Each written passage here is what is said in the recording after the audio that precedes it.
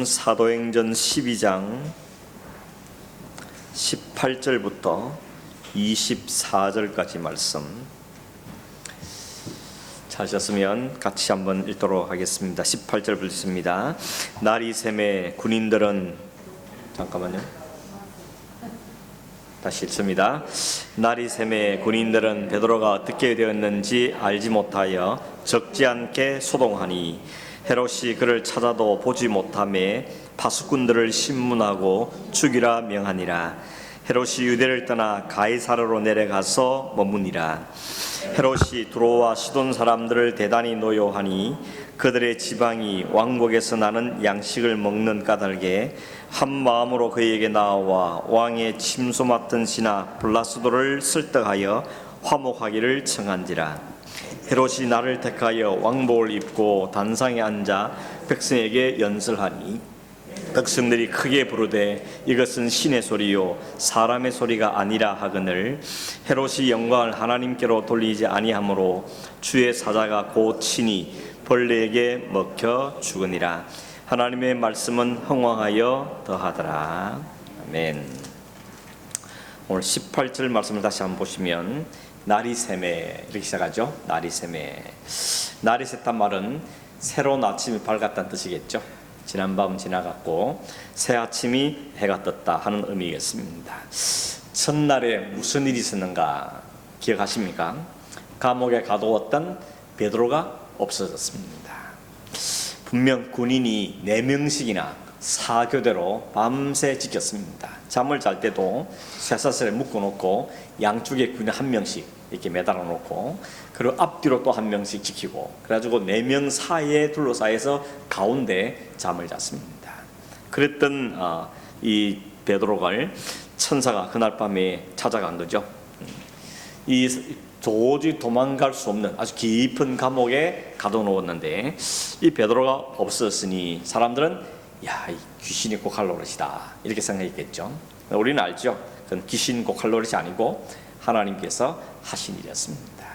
밤에 베드로도 자고 있는데 천사를 보내셔서 그를 깨우고 손에 쇠사를 풀리고 그리고 그를 데리고 나가는데 가는 곳마다 문들이 철컥철컥 다 열렸죠. 바깥까지 안전하게 나갔습니다.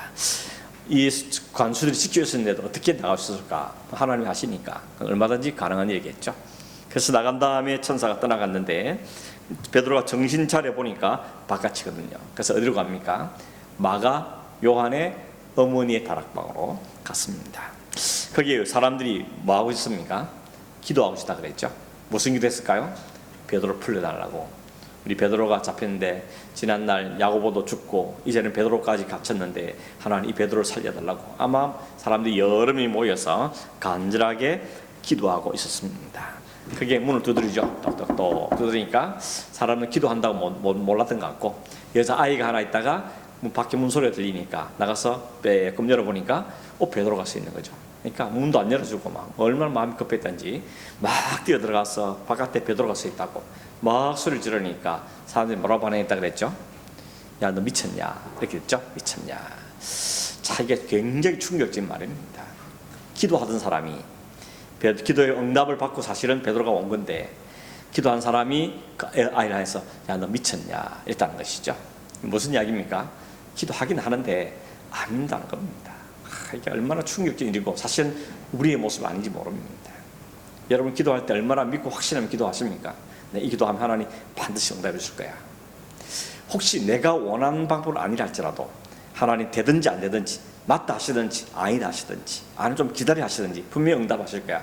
어떻게 응답하시든지 하나님 내가 하나님 응답 듣기를 원합니다. 그리고 믿음으로 간절히 기도하는지 아니면 기도할 수 없을 밖에 없으니까 기도하긴 하는데 믿음 안 생기고 확신도 안 생기고 막 기도해서 되면 너무 감사하고 벨이 땡기고 안 돼도 할 수 없고 이런 마음으로 기도하지는 않는가.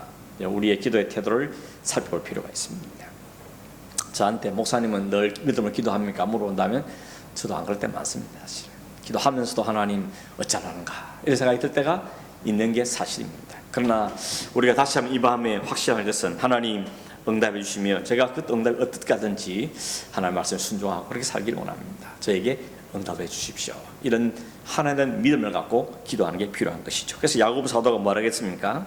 야고보 1장 5절 7절에 보니까 너희 중에 누구든지 지혜가 부족하거든 모든 사람에게 구해 주시고 꾸짖지 않으신 하나님께 구하라. 그리하면 주시리라. 그 뒤에 붙은 말 있죠. 뭐라 그랬습니까? 오직 믿음으로 구하고 조금도 의심하지 말라. 의심하는 자는 마치 바람에 밀려 요동하는 바닷물길 같으니 이런 사람은 무엇이든지 주께 얻기를 생각지 말라. 믿음으로 기도하지 않으면 얻을 것도 생각지 말라고 우리에게 이렇게 말씀하고 있습니다. 이거 보면 기도하는 행위보다 더 중요한 게 뭐라는 겁니까? 믿음으로 기도하느냐, 이게 훨씬 중요하다는 것입니다. 그래서 우리는 하나님께 기도하기 전에도 믿음을 주시기 위해서 기도하는 게 먼저 필요한 것 같습니다. 하나님, 오늘 내가 기도하러 왔는데 기도하기를 원하는데 주님 내게 믿음을 좀 부어주십시오. 믿음 하나님께서 선물로 주신 것들이고 구원은 그 믿음뿐만 아니고 이 문제에서, 이 기도에서, 이 삶의 문제에서도 하나님이 선하게 인도하신다 하는 것을 우리가 분명히 믿는 하나님의 믿음을 우리에게 주시기를 기도하는 게 필요한 것이죠. 누가복음 18장에 보면 예수님께서 한 과부와 불의한 재판관 비유를 하시죠. 그 다음에 그 비유 끝에 마지막에 뭐라고 말씀하면 이렇게 말합니다. 주께서 불의한 재판장이 말한 것도 들었는데 하물며 하나님께서 그 밤낮 부르짖는 자들의 택하신 자들의 원한을 풀지 않겠느냐, 그들에게 오래 참으시겠느냐, 내가 너희 이르노니 속히 그 원한을 풀어주시리라. 또 한마디 붙어있죠. 그러나 인자가 올 때에 세상에서 믿음을 보겠느냐, 이렇게 말씀하십니다. 역시 여기도 믿음이 있느냐 하는 걸 중요시인 것이죠. 세상이 마지막 때, 여기 마지막 때라는 말을 쓰죠. 우리가 살고 있는 시대가 마지막 때입니다. 이 마지막 시대를 살아갈 때 가장 중요한 게 뭐냐고 물으신다면 열심도 필요하고 봉사도 필요하고 또 여러 가지 필요하겠지만 가장 중심은 결국은 믿음의 문제라는 것입니다. 믿음으로 구하고 믿음으로 헌신하고 믿음으로 예배하고 믿음으로 일하고 믿음으로 사느냐 하는 것이 너무너무 중요하다는 것이죠. 마지막에 주님께서 내 믿음 좀 내놓아봐라 할 때 주님, 제 연약하지만 제 믿음이 여기 있습니다 라고 우리의 믿음을 내놓을 수 있어야 된다는 것을 다시 한번 기억하고, 오늘도 우리의 믿음 없음, 믿음의 부족함을 주님 앞에 회개하고 하나님에게 믿음으로 불쌍해 주시고, 주님, 믿음은 하나님 선물로 주신다 하셨으니 내게 믿음의 믿음을 더해 주십시오. 구원은 믿음뿐만 아니라 너희 이 세상을 너끈히 살아갈 수 있는 환난이 와도 어려움이 와도 이해되지 않을 만나도 하나님을 온전히 신뢰 믿을 수 있는 그 믿음은 우리에게 허락해 주십시오. 이런 기도가 우리의 지속적으로 있어지기를 간절히 바랍니다. 문을 계속 두드리니까 사람들이 문을 열고 정말 베드로가 하시는 것을 보고 놀랐다 그랬습니다. 베드로가 지난밤 있었던 일을 사람들이 상세하게 이야기한 다음에 하나님이 하셨습니다. 하나님이 나를 여기 인도해 냈습니다 하는 이야기를 잘 전한 다음에 베드로는 거기를 떠나서 다른 곳으로 갔다 그랬습니다. 날이 새니까 베드로 없어진 것을 간수들이 먼저 알았겠죠. 난리가 난 겁니다. 큰 소동이 났다 그랬습니다. 더군다나 그 헤롯 왕이 베드로도 죽이려고 야고보 죽인 다음에 재미를 듣고 베드로 죽이겠다 생각하고 베드로를 끌어오라 그랬는데 보고 들어오는데 보니까 간밤에 없었다는 것입니다. 어떻게 없어지냐? 깊은 감옥 속에 4명씩 16명이 지켰는데 어떻게 베드로가 없을 수 있느냐? 그거 칼을 찬 것도 아니고 쇠사를 묶였는데 어떻게 또 짚었냐? 그것 때문에 결국은 어떻게 합니까? 당시의 군사법에 따라서 그 베드로를 지켰던 파수꾼들을 다 죽여버리죠. 그게 당시의 군사법이었습니다. 그린 한 다음에 그 밤에 늘 찾아도 만나지 못했다고 이야기했죠. 그리고 19절 끝에 보니까 헤롯이 그 일인 다음에 유대를 떠나서 어디로 갔다 그럽니까? 가이사라로 갔다 이렇게 말하고 있습니다. 가이사라가 어딘가 지도를 보겠습니다. 가이사라 제일 뒤에 지도가 하나 있습니다. 여기가 예루살렘입니다. 맞나요?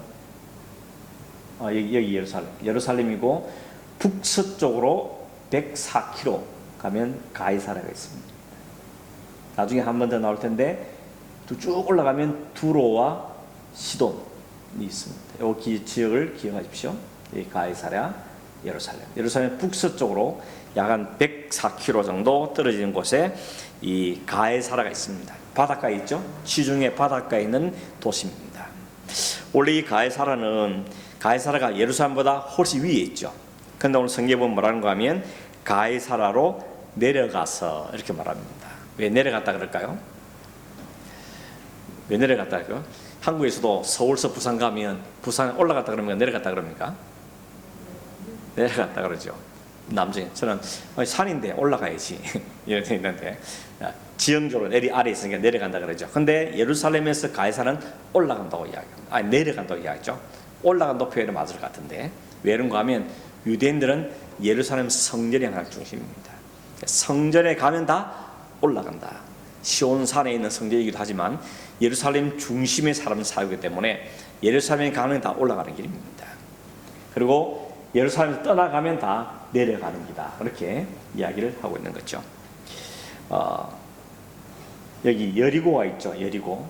예루살렘 여리고도 올라가야 되잖아요. 근데 성경에 보면 여리고로 내려가는 길에 이렇게 말하거든요. 그래서 항상 예루살렘 중심으로 올라간다, 내려가는 표현을 하고 있는 유대인들만의 표현이다 이렇게 말할 수 있겠습니다. 아무튼 이 가이사르는 어떤 도시인가 하면 헤롯 대왕이 로마 황제의 마음을 얻기 위해서 세운 신도시가 바로 가이사라입니다. 옛날에는 아주 낡은 바닷가에 있는 조그마한 도시에 불과했는데 이 헤롯 왕이 로마 황제 가이사의 마음을 얻기 위해서 신도시를 짓습니다. 온 백성을 동원하고 군사가 동원해서 아주 삐까뻔쩍한 신도시를 만든 다음에 이름을 가이사라라고, 가이사 뜻이 뭔가 하면 가이사의 도시, 가이사의 성 이런 뜻입니다. 이 성을, 도시 자체를 황제에 바친 겁니다.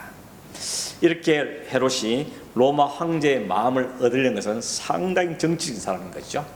헤롯 대왕이 그랬습니다. 헤롯은 원래 에돔 후손이라 그랬죠. 유대 정통 유대인이 아닙니다. 그러니까 유대인이 왕이 될 만한 자격이 없는 사람인데 얼마나 탁월한 머리가 잘 돌아가는 사람인지 온갖 수단과 방법을 동원해서 결국은 로마 황제 신임을 얻어서 그가 왕이 된 사람인 것입니다.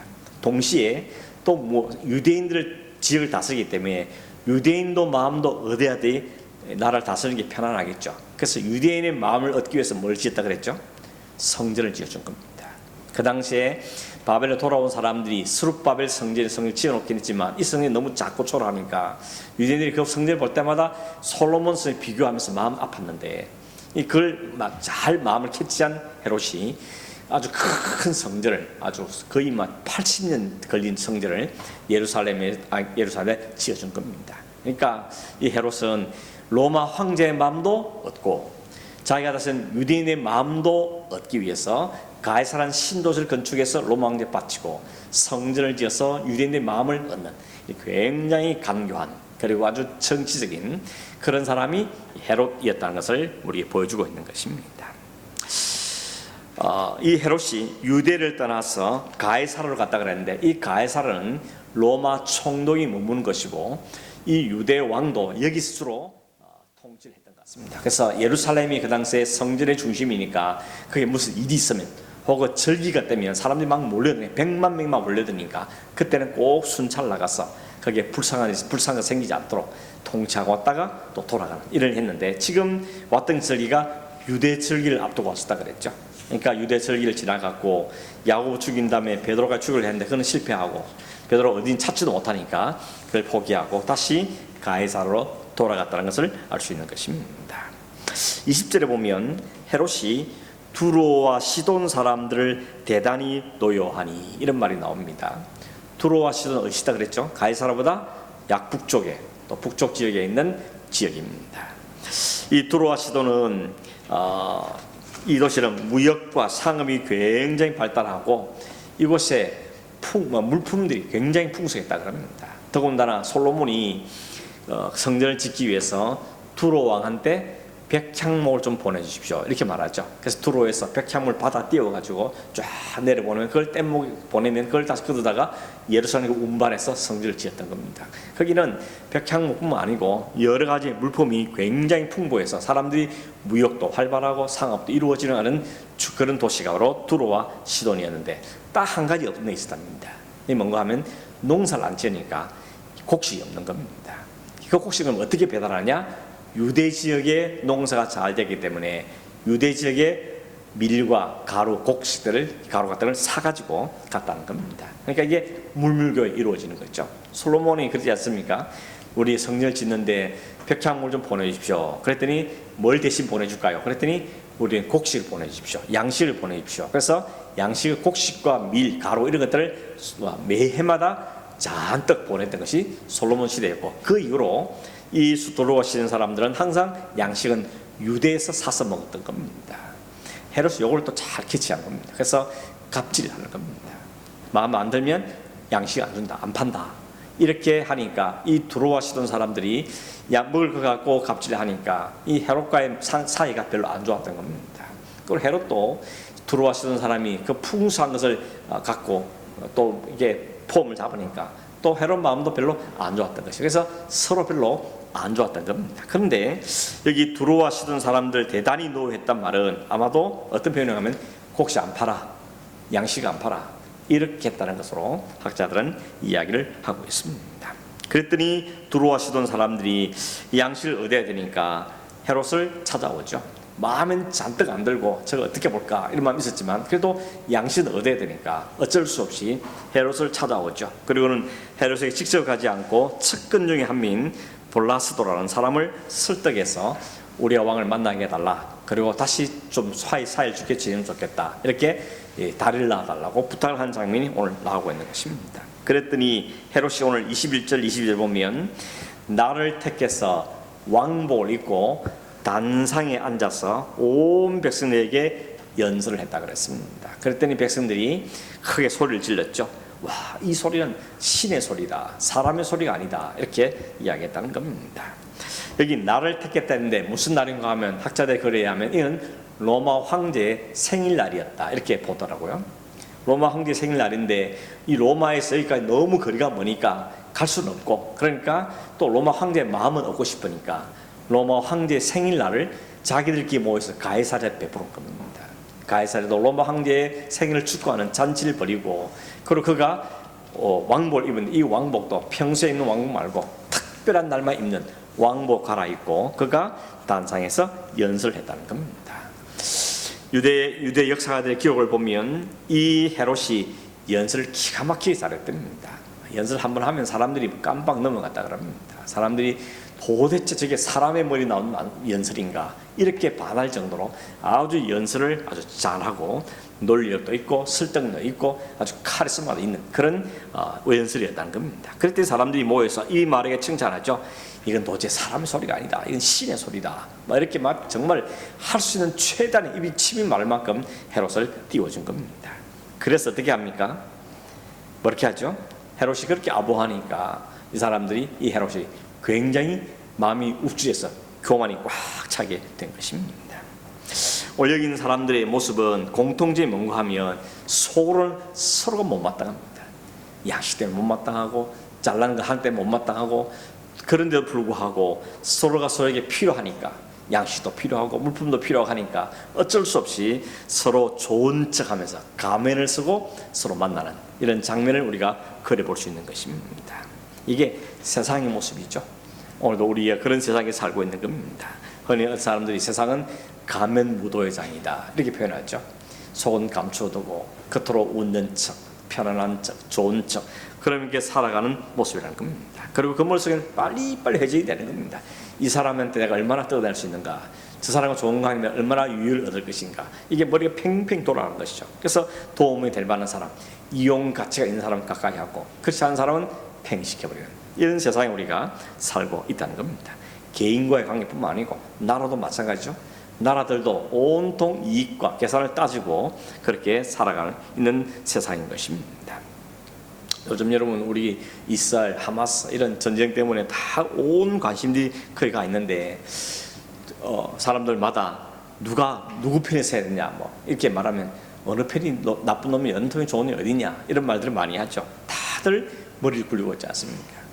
미국대로 이스라엘대로 온 사람들이 다 무엇이 우리나라에 유익한가 이런 걸 계산하고 따지고 있는 시대에 살고 있는 것입니다. 성경에 이런 이야기를 왜 기록하고 있을까? 헤롯은 하나님 믿는 사람도 아니고, 그런데 헤롯 이야기를 뭐 이렇게 상세하게 이야기하고 있는 것일까? 사도행전은 우리가 안 것처럼 성령께서 역사하시는 걸 기록하는 것이 이 사도행전의 목적인데 웬 뚱단지 같은 이 헤롯 이야기를 이렇게 상세하게 기록하고 있는가? 그 이유는 바로 오늘 23절 이하에 보면 헤롯이 영광을 하나님께 돌리지 아니하므로 주의 사자가 곧 친히 벌레에게 먹혀 죽으니라, 이런 표현이 나오고 있죠. 뭘 말하는 것 같습니까? 세상의 왕, 세상의 가치, 세상의 가장 영광스러운 것들의 마지막 결론이 뭐냐는 것을 우리에게 보여주는 것입니다. 사람들이 신의 소리라고 외치고 사람이 그렇게 높였지만 그 마지막은 뭐냐? 그 마지막을 보라는 것입니다. 오늘도 많은 사람들이 다 이런 헤롯 같은 왕이 되기를 원하고 신이 되기를 원하죠. 재정의 돈의 신이 되기를 원하고 명예의 신이 되기를 원하고 인기의 신이 되기를 원하고, 말은 안 해도 속으로는 다 그런 신이 되고 싶은 마음들로 갖고 삽니다. 그래서 나를 신을 죽게 세워주면 그냥 기분이 들떠가지고 있는 이런 세상에 살고 있는데, 그 모든 세상의 영광의 마지막 끝을 보라는 겁니다. 그게 바로 헤롯이 오늘 여기 등장하는 이유입니다. 세상이 죽는 이 헤롯이 마지막 모습을 우리에게 보여주므로 우리가 진짜 추구해야 될 게 뭔지, 진짜 우리가 관심을 가지는 뭔지를 오늘도 말씀해 주는 게 오늘 이 성경에 있는 사건의 이유라고 말할 수가 있는 것입니다. 사람은 칭찬에 너무 약하죠. 때로는 칭찬에 긍정적인 면이 있지 않습니까? 자녀들 잘 칭찬해주고 또 주변 성도들 잘 칭찬해주면 그 칭찬에 힘을 얻고 용기를 얻고 살 이유도 발견하고, 그런 점에서 긍정적인 측면도 있습니다. 그러나 동시에 부정적인 측면도 있죠. 자칫하면 교만에 빠지는 겁니다. 내가 이런 사람이야, 나 없으면 멀리 되겠어, 이 집안이 이 사회가, 이 회사가, 이 나라가, 이 교회가 나 없으면 뭐가 되겠어, 이런 마음으로 갈 가능성이 굉장히 많다는 것도 우리가 늘 조심해야 될 부분이라는 것입니다. 그래서 칭찬과 사람의 인정이 쏟아질 때 우리는 항상 다시 옷깃을 여며야 되는 것이죠. 옷깃을 여미면 어디로 가야 되겠습니까? 사람 앞에 서면 우쭐해지는 겁니다. 근데 하나님 앞에 딱 서면 겸손할 수밖에 없죠. 하나님의 정령을 만나면 하나님 앞에 뭘 자랑할 수 있겠습니까? 그래서 하나님 앞에 기도할 때마다, 앞에 설 때마다 나 연약함을 인정할 수밖에 없고 부족함을 고백할 수밖에 없게 되는 것입니다. 그 칭찬에 마음 뺏겨서 경거망동하면 그 마지막은 결국 교만을 달리고, 교만의 끝은 바로 패망인 거죠. 성경은 말씀하지 않습니까? 교만의 끝은 패망이라고 우리 분명히 말씀하고 있는 것입니다. 오늘 세상에도 많이 보죠. 주변에 얼마나 많이 봅니까? 정말 하늘질 같은 돈을 가졌고 나는 새도 떨었다는 권력도 가졌고 온갖 부족 없던 사람들이 하루아침에 왕창 망하는 것도 보게 되고, 이 땅에 사는 동안은 끝까지 잘 사는 것이 보이는데 결국 그 영혼은 지옥으로 가기만 하는 이런 우리가 충분히 보게 되는 것입니다. 오늘 성경에는 헤롯이 그가 받은 모든 것들을 하나님께 영광 돌리지 않고 자기가 영광을 다 가로채고 자기가 다 누리다가 결국 어떻게 됐다 그죠? 벌레에게 먹혀 죽었다, 이렇게 이야기하고 있는 것입니다. 이것이 하나님의 영광을 가로채고 인간이 가장 높이 올라서 그것이 자기 영광인 줄 알고 자기가 신처럼 산 사람의 마지막 최후라는 것을 우리에게 알려주고 있는 것입니다. 그런데 여러분, 너무 이상의 것들을 부러워할 이유가 없죠.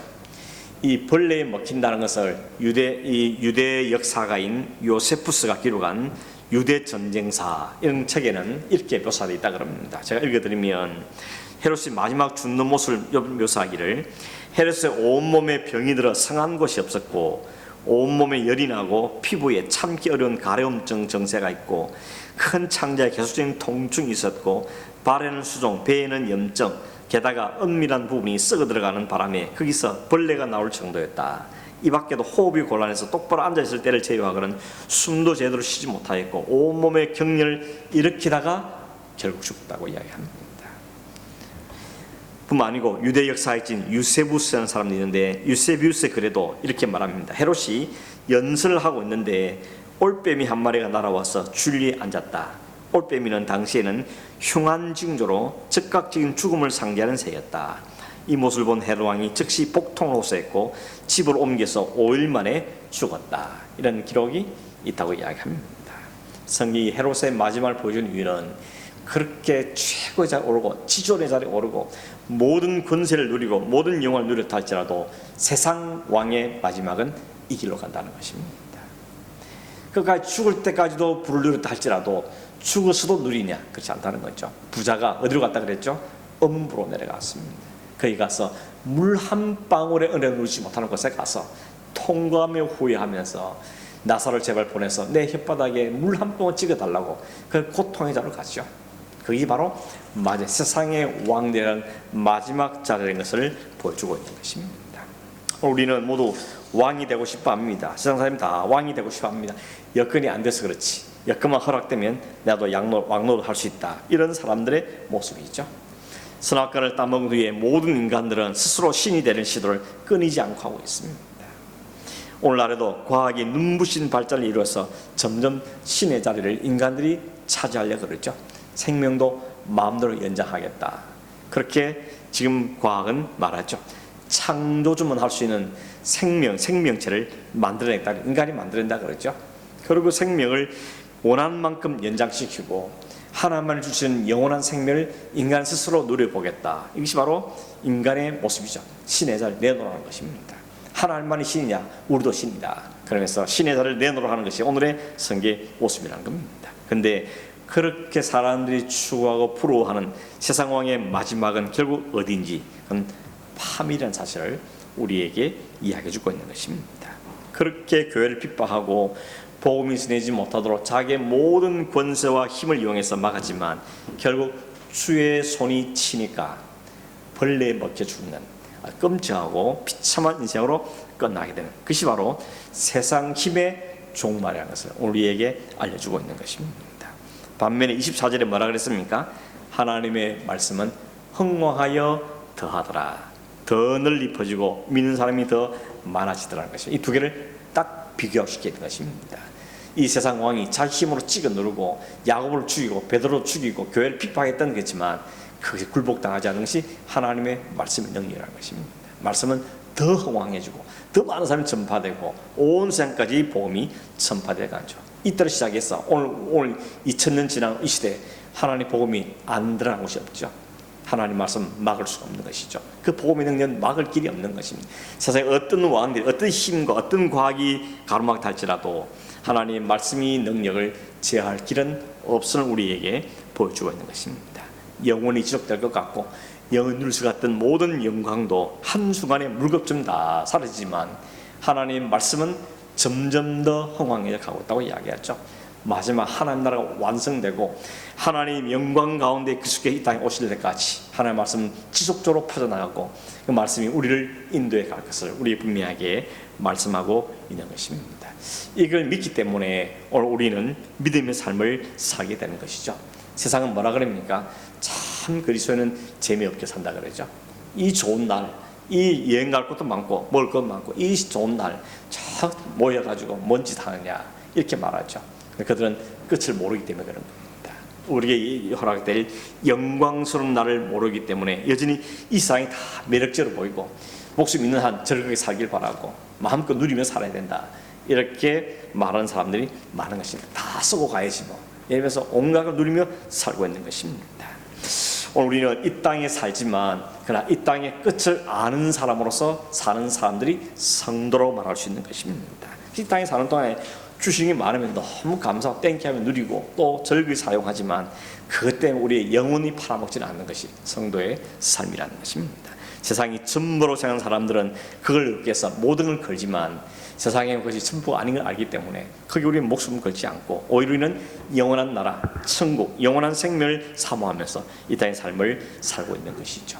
비록 사람이 나를 짓누르고 나를 지배한다 할지라도 그것 때문에 우리가 짓누름을 당하지 않는 것이죠. 스데반이나 야고보나 너무 맥없이 힘없이 주어하는지 보이지 모르지만 그것이 끝이라면 너무 비참하겠지만 그 끝에 밀려가니 생명의 밀려가니 하나님의 영원한 축복이 거기에 있다는 사실을 우리에게 보여주기 때문에 그들은 기꺼이 거기 죽음을 당하면서 스데반 하늘 열리고 하나님의 우편에 앉아 자기를 향해서 마장을 보면서 아주 천사 같은 얼굴 변해서 마지막을 맞이할 수 있던 것을 보게 되는 것입니다.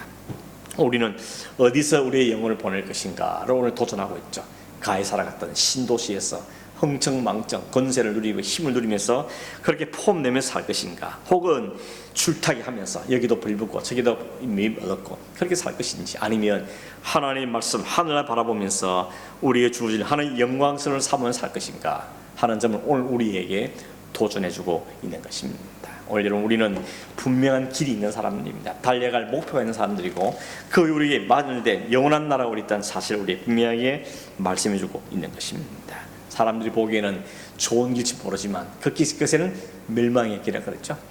그러나 하나님이 인도하시고 주님이 우리에게 하신 그 길은 생명의 길인 것을 우리에게 말씀하고 있는 것입니다. 결국 오늘 우리는 생명의 길을 걷고 있는 사람들이라는 것을 분명히 인식하고 오늘 주어진 삶에 충실하면서도 우리의 마지막 것이 무엇인지를 바라며 분명히 알고 그 말씀을 분명히 붙잡고 살아가는 삶을 사는 것이 바로 성도의 삶이라서 오늘 우리에게 말씀해 주고 있습니다. 오늘 저와 여러분 모두가 다 힘들고 어려운 부분도 많은 삶을 살지만 그러나 그 중에서도 하나님 우리 이걸 그 삶을 살고 있다는 걸 기억하면서 주님의 길을 따르고 주님의 길을 따라가면서 감사하고 매일매일 주 안에서 믿음의 삶을 살아가는 그런 성령 충만한 삶을 살아가는 모두가 되기를 간절히 바랍니다.